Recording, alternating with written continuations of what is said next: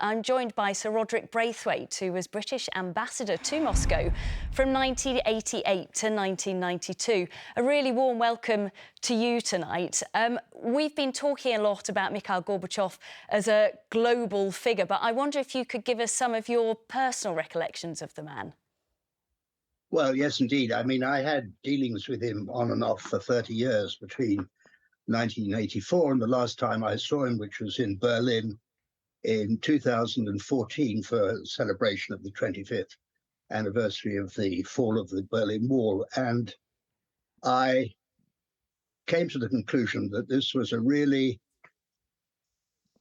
nice, decent, warm-hearted man, not quite what I expected to think about the leader of the Soviet Union, head of the most powerful communist party in the world.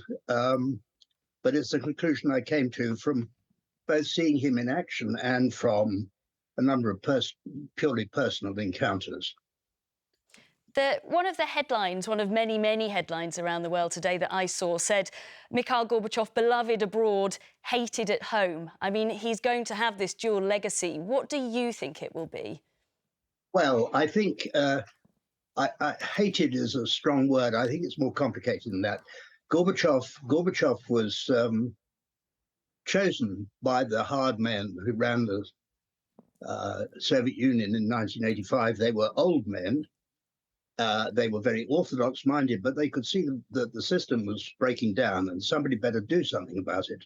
And they looked for a man who was younger than they were, energetic, competent, orthodox, and they found Gorbachev. And he was all of those things except for one. The mistake they made was to think that he was orthodox in the way they were. He wasn't. And now the task that he had, the Soviet Union at that time, it was barely keeping up with America in the military sphere. The economy was falling apart. People were getting increasingly restive, not only in Eastern Europe, which had been conquered by Russia at the end of the Second World War, but even in the Soviet Union itself. And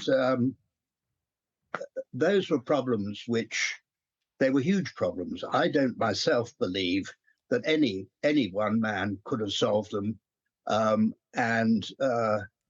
I don't think that the sort of hardships which hit the Russian people after 1991 could have been avoided. The collapse was going to come, and it was going to be hideous for ordinary people. What do you think he made, Sir Braithwaite, of the state of Russia today? I mean, his dream was of democratising this dictatorship, and in fact, things have gone backwards very much since then. Well, yes. I mean, he made remarkable changes, but he wasn't able to bring them, as it were, to completion. And then you had this period of collapse after 1991 and of great humiliation. I mean, the Russians, once again, ordinary Russians were starving after 1991, and they had lost everything that had made them the second superpower.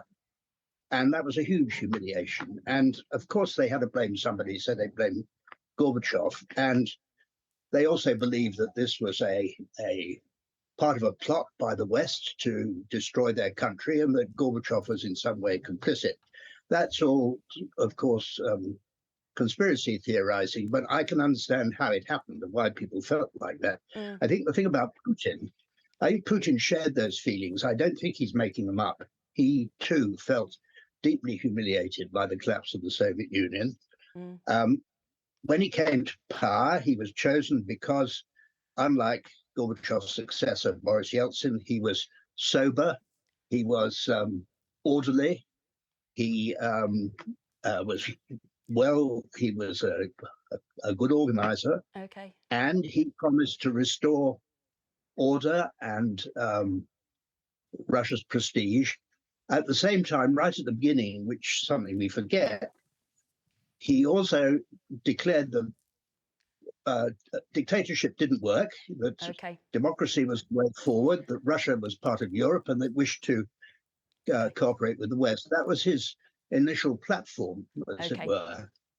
OK, Sir Rodric Braithwaite, I'm terribly sorry. We're going to have to leave it there, but many thanks for your recollections. Thank you tonight.